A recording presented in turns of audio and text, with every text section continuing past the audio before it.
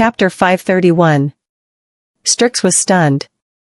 After a long while, he lowered his head and said, "Yeah, you're right. She's using your birth to tell me that I've succeeded." The car was stopped outside of a research building. A man and a woman were standing at the entrance. Both of them were the people of Morwich, and they seemed to be in their 30s. They were wearing white coats that would only be worn when they were on duty, with ID cards pinned on the pockets in front of their chests. When the man with a buzz cut saw Strix, he smiled at him excitedly and asked, "You finally returned?" "Yeah, but don't tell anyone else that I've returned, including the director," Strix said. He nodded and replied, "Understood." And this is, Maisie had never shown herself in front of the media when she was in Morwich, so they did not know who she was. Strix looked at Maisie and introduced her. "She's Marina's daughter. Her name is Alice." The man and the woman were stunned. Inside the office, Maisie took over the cup of coffee from the woman, smiled at her, and said, "Thank you so much, Miss Sasha." Sasha then went to sit beside Mario. She was Mario's assistant, as well as his wife. "Don't mention it. Honestly, we didn't expect you to be Marina's daughter." Looking at Strix, Mario asked, "I thought Marina-Sasha jabbed him with her elbow before he could finish his question and asked, "What makes you come back to the laboratory this time, Mr. Strix?" Strix took a sip from his coffee and replied, "I'm going to restart the research that I left off that year. Also, I need 2 more helpers." Mario was stunned. "What? You still want to continue the research on the virus?" "It's the mutated sleeper virus this time. I want to give it a try," Strix said as he put the cup down. Sasha exchanged a glance with Mario, and they both seemed worried. "But where are we going to get the blood from the infected patients?" "You can use my blood," Maisie said calmly. "My mother was infected with the sleeper virus. She was injected with that antibody before she got pregnant with me. And my blood contains the genetic factor of the sleeper virus." Mario was taken aback. "This is unbelievable. This is a 1 in 1,000 chance, and it actually happened." Strix chuckled. "Yeah. I didn't expect that either." Mario shot up and said excitedly, "Is it okay if I draw some of your blood now, Ms. Alice? This is a miracle in the medical world, and I have to study it." Strix looked at Maisie as if he was waiting for her to respond. Maisie nodded. Sasha then proceeded to draw a tube of blood from her.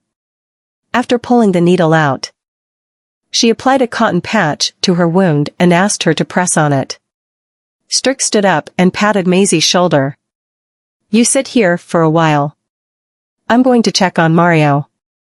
Maisie nodded. Strix came to the coagulation laboratory, where Mario was analyzing the coagulation data. "How is it?" Strix asked as he approached Mario. Mario moved the microscope out of the way and said excitedly, "Her blood contains all necessary antibodies. She won't get infected with any virus at all." Mario took the documents with the data, put on his glasses, and flipped through them. Apparently, the antibodies have combined with the virus and mutated, resulting in a new variant. The effect of her antibodies will last at least 10 years. Her blood is even more precious than any rare blood type. Strix took the data over to have a look at it. Then, he said, "I'm planning to use her blood to develop a new type of antibody." "You're not kidding, right?" Chapter 532. Mario looked at him and said, "If you're going to use her blood to develop new antibodies, the survival rate of the antibodies in non-living blood is quite low after the blood is drawn and broken down. In other words, they only had a few seconds to carry out the extraction process after drawing her blood, and once they failed, they had to start all over. Thus, how many times were they going to draw her blood? Were they going to draw all of her blood? What if they couldn't make it no matter how many times they tried?" Strix understood everything he said. Initially, he did not want to use this method either. However, when he thought of Maisie saying that she believed in him, he felt he couldn't let her down. Strix did not want to let her down, but he was worried that he couldn't make it. He couldn't develop the antibodies to save Marina back then, so could he do it now? He did not know. He has been living with guilt all these years. He indulged himself in all sorts of things. But he stayed away from experimentation and research. I think Mom took away the antibodies to prove that you didn't fail. Maisie's words rang out in Strix's ears, and he finally made up his mind. He looked at Mario with a serious expression and replied. We won't know until we try it. Mario asked, how about Alice? Did she say yes? Strix put the data down and chuckled. We can't let her down, right? If you've gotten over the fact that you couldn't save Marina back then, I'll do my best to help you. I'll go get some people for you now. In Staslo, at East Island Villa. Yellow leaves were falling down from the trees to the ground like fluttering butterflies. Sitting at the back of a table, Nolan was flipping through a book. He tried his best to concentrate, but he couldn't do it. He turned his head around to look outside through the window, his gaze deep. Quincy entered the study with a cup of coffee in his hand. He put the coffee on the table and asked, Mr. Goldman, you didn't ask what Ms. Vanderbilt was going to do at Norwich? Nolan clenched his fist, put it near his mouth, and coughed. She'll tell me if she wants to tell me. Initially, he believed it was better for both of them not to see each other so often. However, he started to miss her after she was away for 2 days. He picked up the coffee and took a sip. Have you found anything about Hernandez yet? Quincy shook his head. Not only us, but even the Metropolis is looking for him. The people from the Metropolis intercepted the people Daniel had sent to look for him. Now that Daniel is dead, Roger hasn't made any movements yet.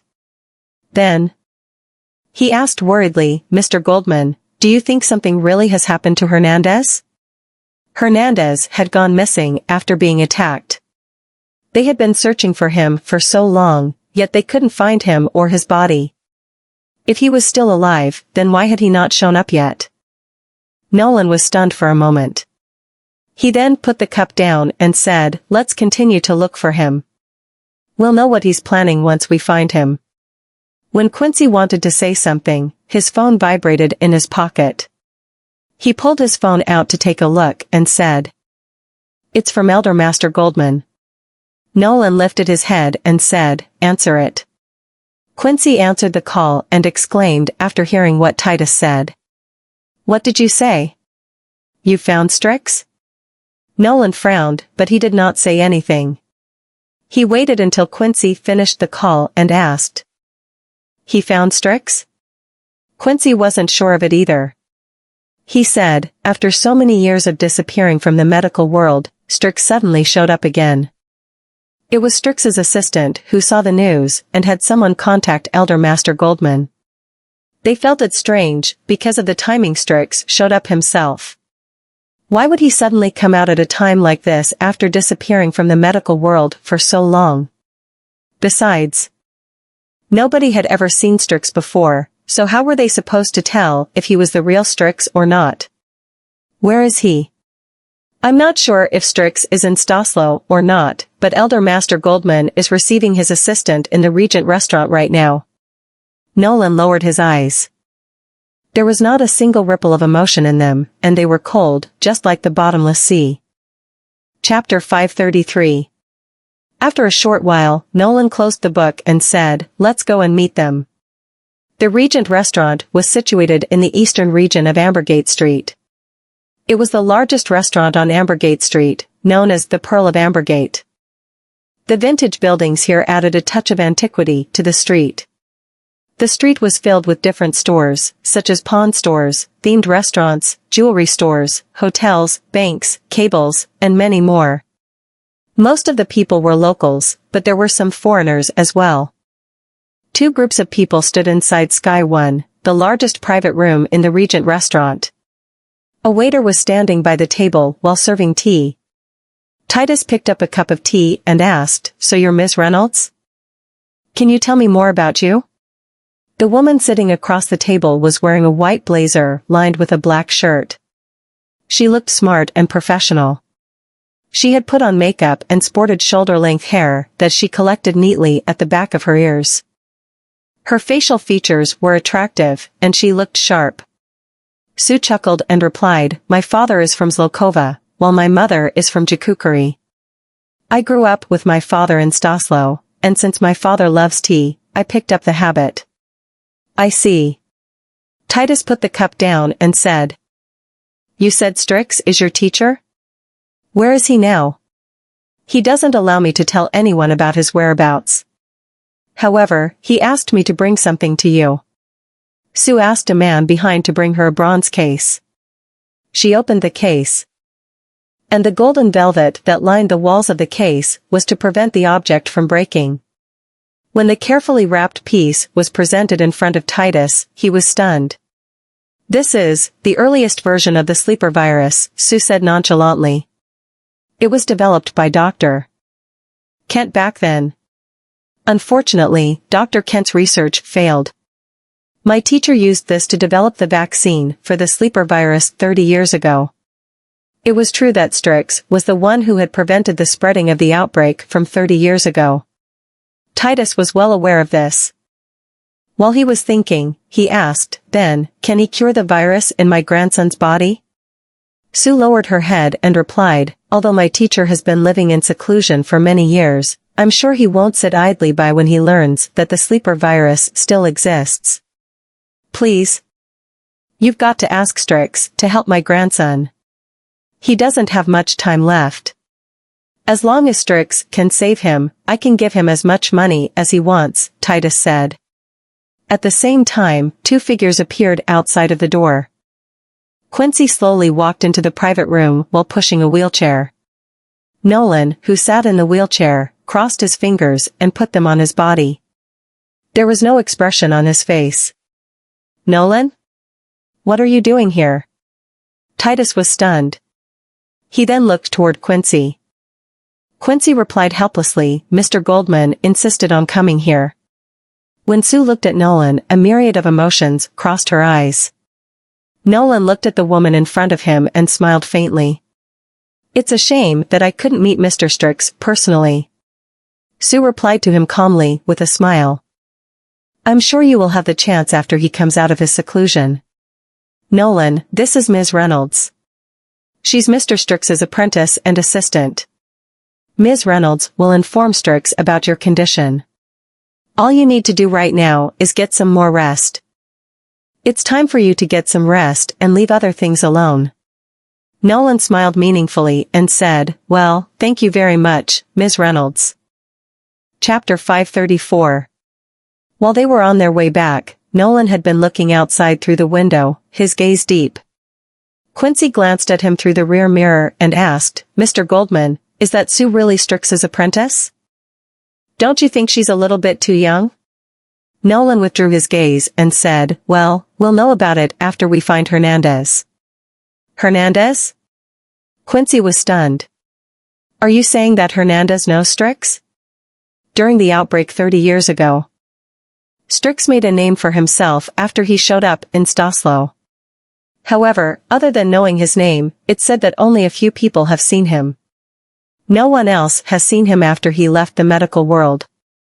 How does Hernandez know Strix? Nolan lifted his head and replied, "It's because of Marina.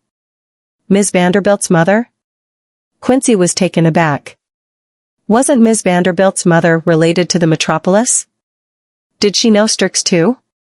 The only thing we know about Strix is that he's from Morwich. As for whether or not he's related to the Metropolis, it still remains unknown, Nolan replied, his gaze cold. As for that Sue, I'm sure she's up to something. Daniel was dead, Hernandez had gone missing, and Roger had not made any movements yet. Then, this Sue suddenly showed up and told me that she was related to Strix. Everything seemed calm, but Nolan knew there were a lot of undercurrents. However, whether or not it was a coincidence or a premeditated plan, they still needed to wait and see how things were going to turn out. Nolan looked at the picture of the person on his phone, and his sharp gaze turned gentle. He stroked her cheek with the tip of his finger and mumbled, Maisie had been resting on the bed for a long time. She looked a bit weak because they had taken blood from her 3 times. "You're awake?" Sasha walked up to her with a bowl of soup in her hand and helped her get up from the bed. "How do you feel?" "Better." Maisie smiled weakly as she took over the soup Sasha handed her. Sasha sighed. "You need to rest for a few more days before we can continue to draw blood from you.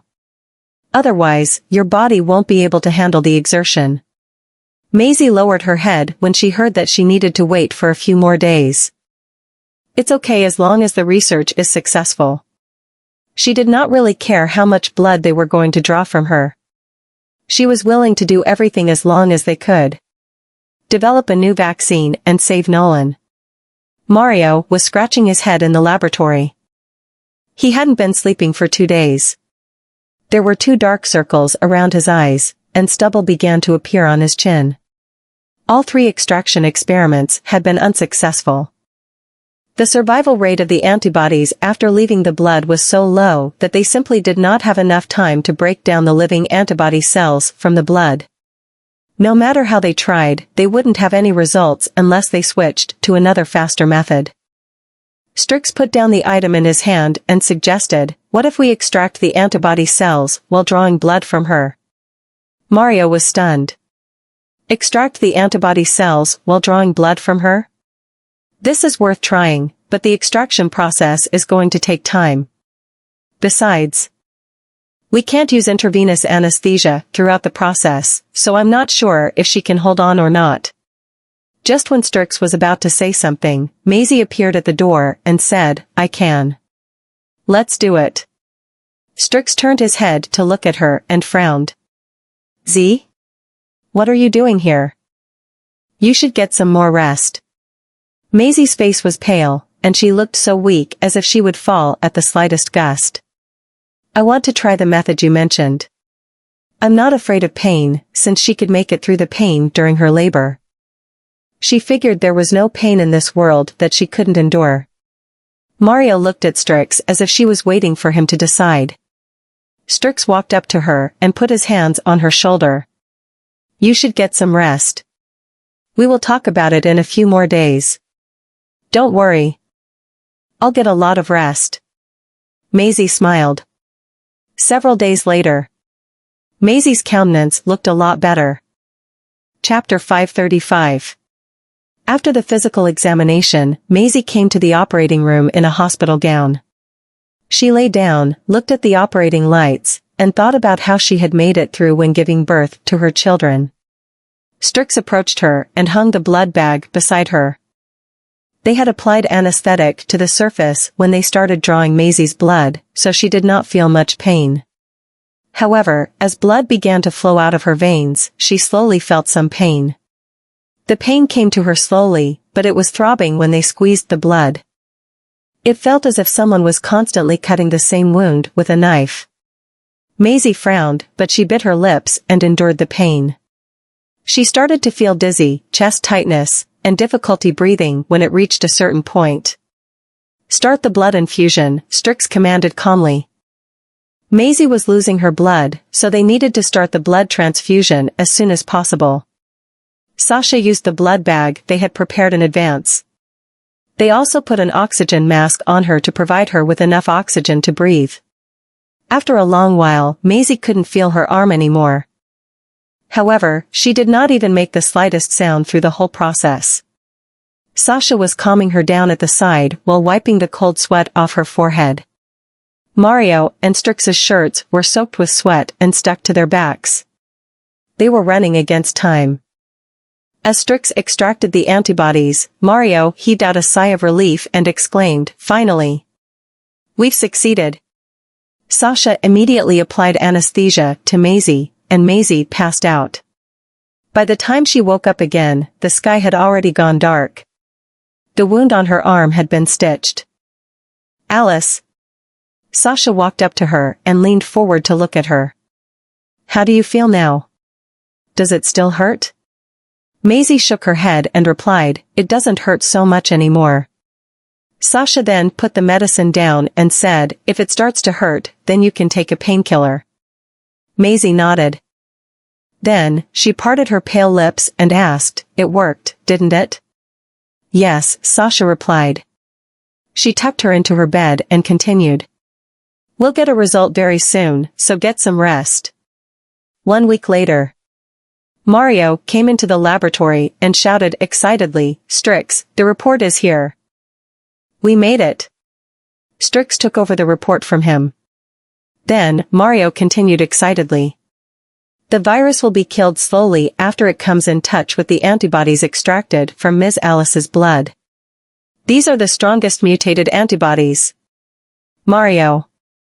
This is bad." Sasha suddenly appeared at the door and looked flustered. She was stunned for a moment when she saw Strix, but she soon regained her composure. "You're here as well, Mr. Strix." Strix put down the report and looked at her. "What happened?"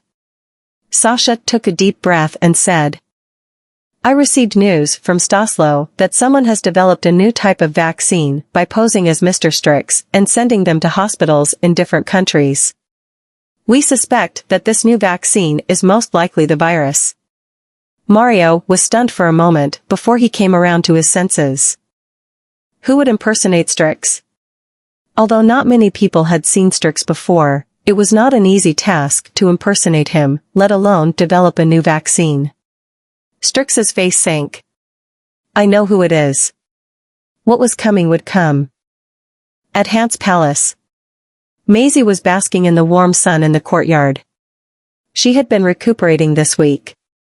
She had been in Morwich for nearly half a month and wondered whether Waylon would be angry at her or Nolan would notice anything. Uncle Irwin?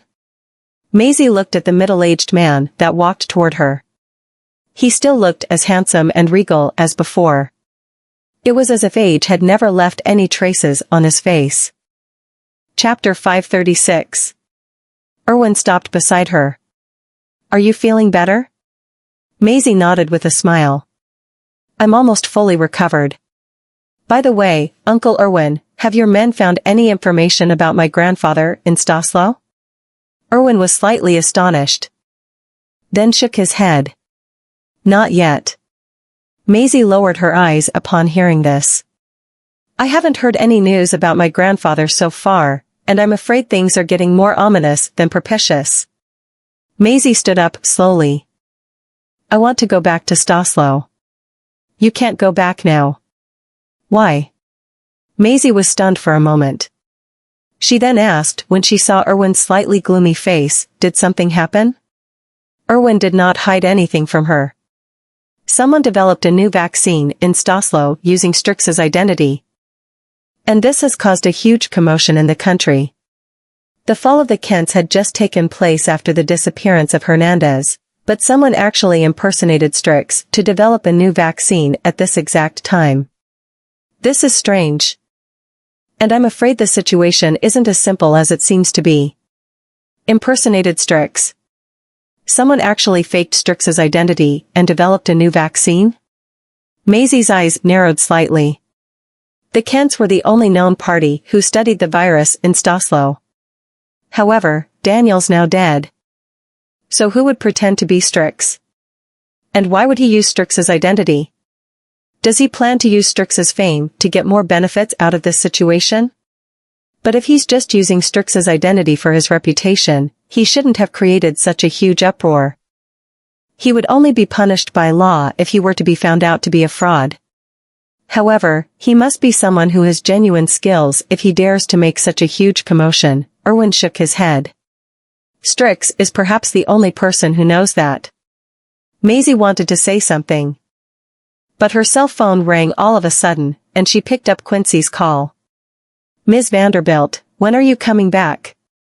"Mr. Goldman is." The city of Xena was having a cloudy day, and the environment looked overcast and dusky. The prosperous city seemed to have lost its hue and was shrouded in a layer of gloom. Nolan's condition worsened rapidly, and he was even admitted to the hospital's intensive care unit. Titus was wandering up and down in the corridor in a hurry, not knowing how things would turn out. "Elder Master Goldman." "Ms. Reynolds?" Titus turned around and saw Sue walking up to him with someone else. He then watched as Sue stopped in front of him and said, "Don't worry. Mr. Goldman will be fine with my teacher here. Can Strix really cure him?"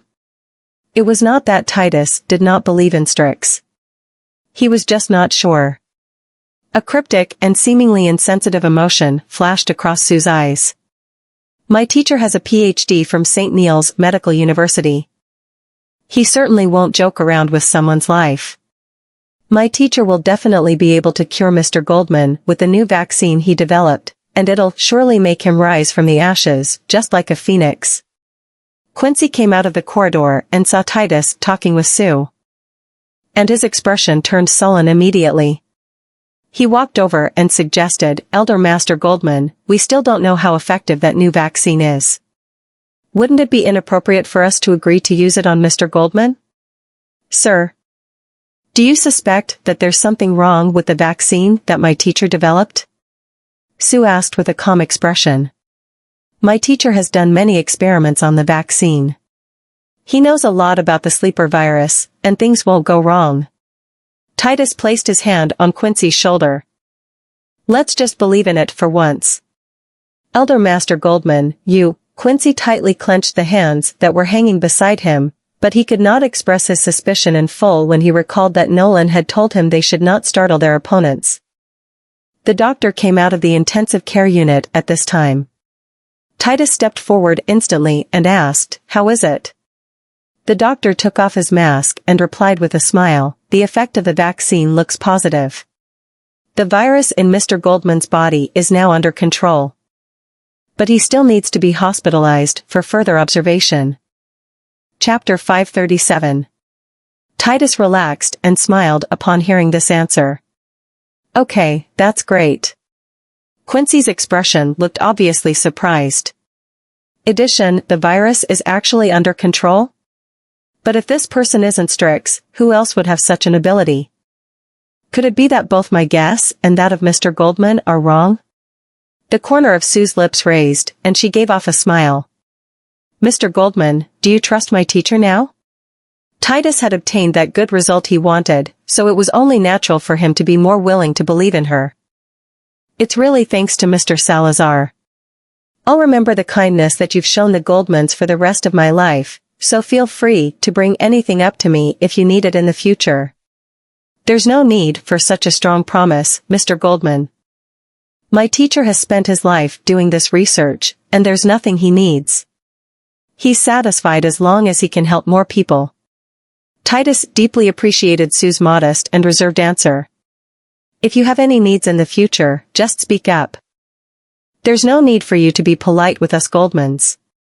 "I will." Sue lowered her gaze and smiled.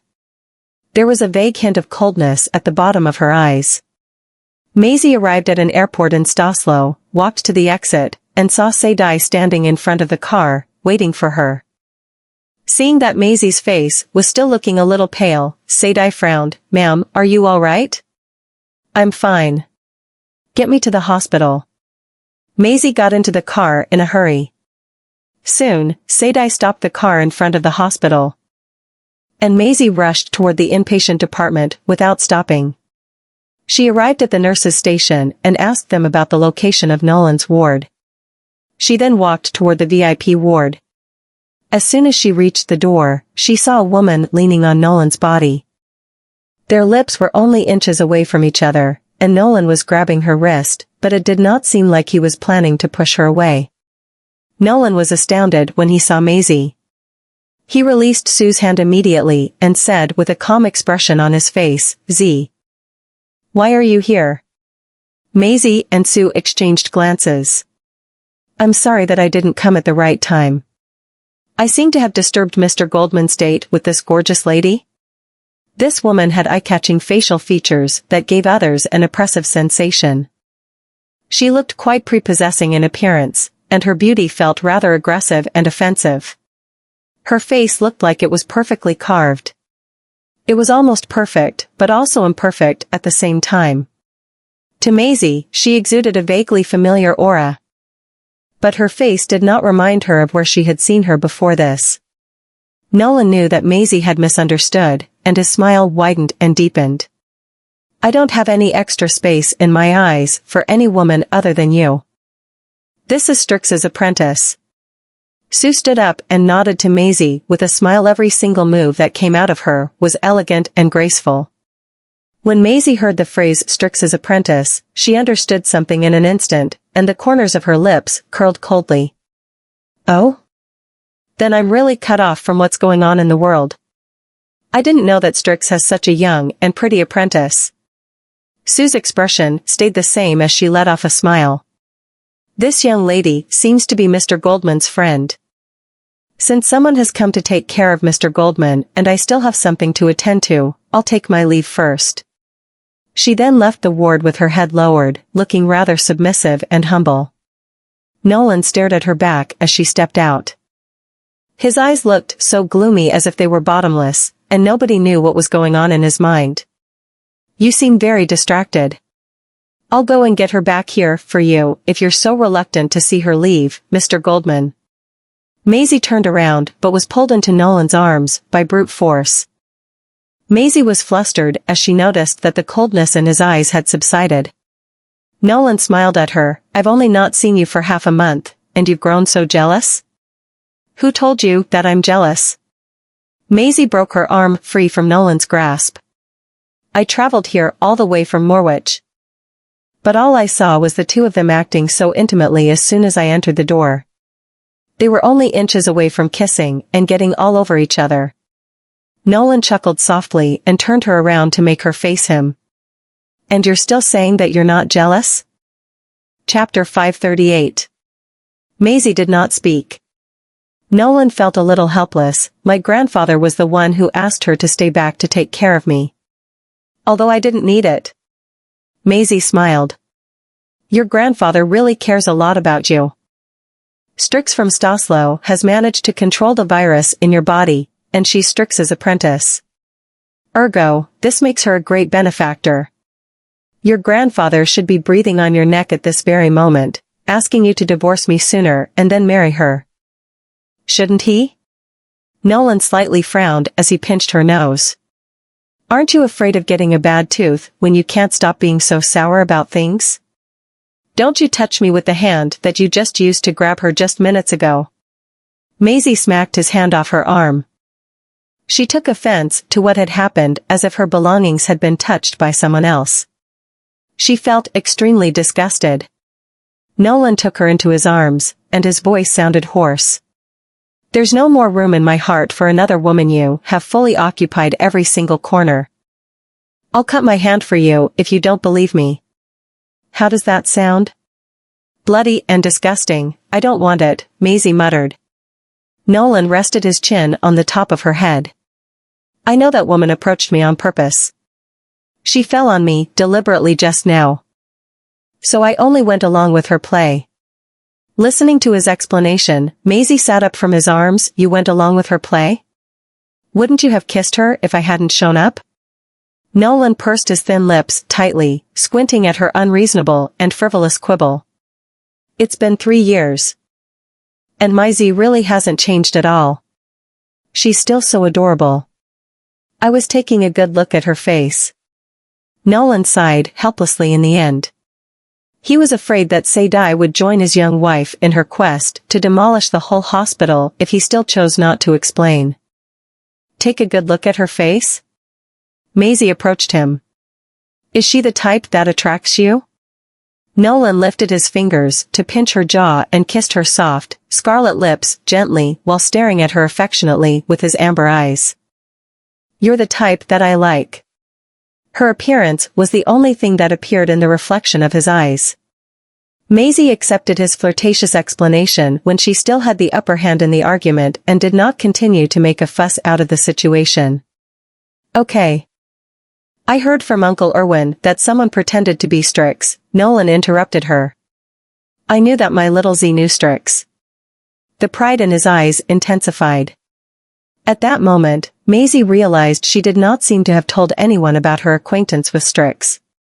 She lowered her gaze. How did you manage to guess that? Nolan listed the dark strands hanging on her forehead and tucked them behind her ear. Your grandfather told me about your mother's relationship with Strix. So I figured you'd know Strix. So you already knew that the Strix who gave you the vaccine was an imposter? Maisie was worried that he would be deceived, that was why she had rushed back to Staslow, but it turned out that he had long been aware. But now that she was thinking about it, Nolan had indeed never done anything dumb before this. He was always more sensible and sober than anyone else around. Nolan nodded. I just wanted to see who's the Strix, who's behind all these shenanigans. If he can also develop the vaccine. He's obviously not a simple man. Maisie leaned into his arms. If you already knew that he's an imposter, where did you find the courage to inject the vaccine that he gave you? Nolan smiled. I didn't use it. Maisie was surprised by this answer. And Nolan stroked the black hair scattered on her back. What you're seeing now, everything that goes from how I'm seriously ill to how I got hospitalized, because of that, it's all just a show. I bribed all the employees from the hospital in advance. And the liquid that they injected into me wasn't the vaccine, but only glucose solution. Maisie raised her head to look at him and gave off a coquettish smile. You're definitely bright. He's managed to deceive everyone, and he's deceived me successfully too. The way Nolan swindles others always makes them fall for his elaborated perceptions and into his traps unknowingly. They'll be trapped in an invisible web as soon as they fall into his hands. He's always a few steps in front of his opponent, plotting his next move from the shadows while his enemies are coming at him in broad daylight. Chapter 539. His enemies would think that they've gotten him, but in fact, it was them who were getting played in the end. Nolan pinched her chin, and his thin lips were slightly closed. You told me that you were only going to be away for a few days. Yet. You were away for so long that I thought you'd never return. Maisie blinked. What if I really didn't come back? Nolan did not answer. Maisie grabbed onto the slightly cold hand that was holding her chin. Nolan, wait for a while more. I'll definitely be able to save you. Nolan was slightly taken aback, then kissed the top of her head and forehead. Did you go to Morwich to get Strix to save me? Yeah. She wrapped her arms around his waist. Strix already has a solution. But we still need to wait for a bit more. Sue took the elevator to the hotel's top floor as her expression turned sulky. I've been hiding in Staslow for 3 years and finally received the news about Daniel's death. But I didn't expect that slut to be alive. Originally, I wanted to rely on the vaccine Adrian developed to save Nolan's life. If I could do so, maybe I would still have a chance to reconcile.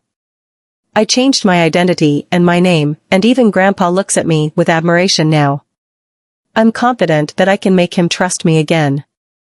But Maisie Vanderbilt didn't die. The elevator door opened. She suppressed the emotions showing through all her facial expressions, exited the elevator with her fists clenched, and came to a private swimming pool on the rooftop. The several bodyguards standing around the pool did not stop her. A blond man swam freely under the water in the huge pool until Sue stood on the edge of the pool. Master. Adrian swam from the pool to the edge, removed his goggles, and got out of the pool. The bodyguard at the rear immediately draped the towel over him. He was about 45 years old and had sexy designer stubble on his face. And perhaps because Caucasians had more well-defined facial features, it was not an exaggeration to say that he was only a man in his 30s. His eyes looked gloomy and depressed as if they were the turbulent ocean, while his muscles were robust but not exceptionally exaggerated, which made him look mature and extremely masculine. Adrian wiped his hair with a towel, and his voice sounded deep as he asked. Did he use that vaccine? Sue nodded. Yes. She then added, the doctor said that the virus in his body was brought under control, and I didn't see any side effects either. Adrian was dumbfounded for a split second and then frowned. Nobody could see from his appearance what he was thinking about. At this time, one of the bodyguards approached him with his cell phone. "Mr. Kestner, it's from the prince." Adrian grabbed the phone, answered the call, and walked aside to talk to Roger. After the 6-minute call, he turned around and looked at Sue. "You, come up with a way to get Nolan's blood. I need to run some tests." Although Sue did not know his intentions, she knew that Adrian would definitely not harm Nolan, so she nodded, "Okay." A black car slowly drove into the Easton estate, and Maisie, sitting in the car, soon received a call from Strix. She answered the phone call, and Strix's voice came from the other end of the call. "You left Staslo before your body fully recovered." Maisie had left the country in a rush, so she had forgotten to inform Strix about her departure. Thus, she said apologetically, "It's my fault, I was just worried about him, so." "There's nothing to worry about. I've tested this vaccine." Strix paused for a short moment before continuing. "They are genuine. It's just that they won't be of much use to that fella from the Goldmans." Maisie was stunned. "Are you saying that this vaccine is genuine?" "It's not a virus, nor is it a fraudulent attempt to destroy Strix's reputation." She then recalled something. "Dad, you know the imposter, don't you?" The car was parked outside the courtyard. Maisie got out of the car while listening to the call, stood beside the car, and did not enter the villa immediately. Chapter 540. Maisie listened to his reply. "We do share some backstory, but I'll resolve this matter myself. I'll get Erwin to bring the new vaccine to you when the results are out." As for the backstory he had with the imposter, Strix did not tell her. Still, she knew that it must be something huge. He impersonated Strix, but the vaccine he developed is genuine. It's just that they're useless to Nolan. This is equivalent to saying that his original intention isn't malicious, nor did he deceive others by turning the virus into a vaccine. Just like what the Kents did in the past, but if he doesn't have any malicious intent, why is he doing so? Is he trying to force Strix into reappearing? Maisie had to rush to catch the plane, and her body had not fully recovered yet. So she did not even eat dinner and went to bed early after taking her medication. The light from the lamps and the shadows of the greenery in the courtyard interlaced with the moonlight, and all these were projected on the windowsill. The handle of the windowsill turned, and the curtain swayed for a moment. Maisie suddenly opened her eyes. A dark silhouette walked out from behind the curtains in the gloomy but not pitch-black environment. "Who's that?" Maisie reached out and flipped the switch. Under the shroud of faint yellow light, she saw the warm and handsome face with which she was extremely familiar. "Who else could it be besides me?" "Nolan Goldman. Why have you still not dropped your habit of climbing into someone else's bed in the middle of the night?" Maisie heaved a sigh of relief. It was not that she had not fallen asleep, but the quality of her sleep was a little shallow, and even the slightest movement could wake her up. Nolan got onto the bed by himself, got under the blanket, lay down on his side, propped his head with his hand, and gave off a faint smile. "I can't sleep without you." Maisie did not expose her hand outside the blanket because she was only wearing a nightdress, and there was a very shallow but obvious surgical scar on her hand. Nolan's gaze landed on the scar-removing cream and iron supplement on the bedside table, and his eyes turned sullen. "What are these medications doing here?" Maisie glanced at the items subconsciously and quickly came up with an excuse. "They're not mine. They're Sadie's." Nolan pulled her into his arms and pressed his fiery lips against her ears. "Really?" She could not help but clutch at his clothes. The faint scent of the body shampoo stimulated her senses. "Nolan, don't ouch." She gasped in pain when he touched the wound. Nolan immediately held her hand and found a short but deep surgical scar an inch above her wrist. "It hurts." Maisie's tender cry of pain made him tremble. He then lowered his head and kissed the wound on her wrist. She froze in place as her heart was racing. He lowered his voice. "Does it still hurt?" Maisie's eyelids trembled slightly. She then snuggled into his arms, leaned her head on his undulating chest, and chuckled. Suddenly, it doesn't hurt anymore. Nolan kissed the top of her head and placed his palm on her back. Now go to sleep. It seemed that Maisie's drowsiness was easy to come by when he was by her side. Soon, she fell asleep in his arms. However, Nolan did not fall asleep. He took out his cell phone and sent a message to someone. After that, he put the phone down and rolled over to embrace the person who was sleeping soundly in his arms. The next morning, Maisie walked downstairs, and the servant had already made breakfast. She went to the dining table and sat down. Nolan was no longer there when she woke up. It seemed that he had already gone back before dawn. Sadie walked in from outside.